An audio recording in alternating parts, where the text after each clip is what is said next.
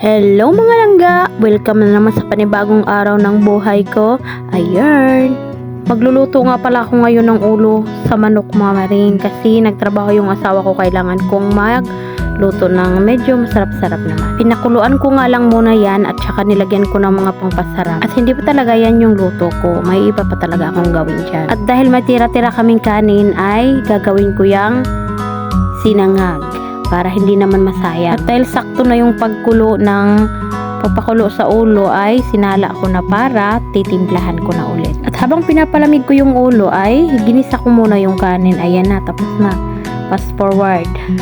Sarap yan kasi nilagyan ko ng magic sarap. At ako ay nagpakulo at nagpainit ng mantika. Ipa-fried ko pala yung ulo ng manok mga maring. At dyan ay kinoat ko na sa crispy fry. Crispy fry lang talaga yung i-coat ko lagi mga maring para hindi na ako magtimpla kung cornstarch or harina man lang ay magtimpla-timpla pa, diba? Edi diretso na lang sa crispy fry. Matimpla na kasi yung crispy fry. At dahil may pinainit na akong mantika, dyan mga maring bago ako nag-coat ay diretso ko na, pagkatapos kong mag-coat ay diretso ko na sa oil yung ulo ng. At tinapos ko nang i-coat lahat sa crispy fry at ayan na, pinagsama ko na lang sila lahat kasi may space pa naman, sayang din naman yung mantika at sayang din yung gasol, diba?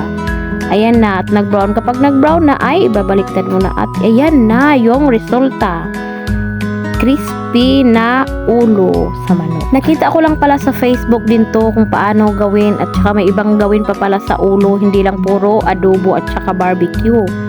At ayan, ginawan ko din yan ng sauce, suka lang at saka yung sibuyas.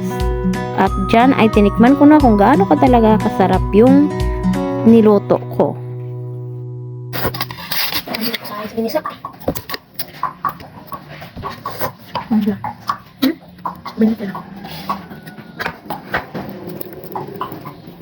Ang ulo, tagis na.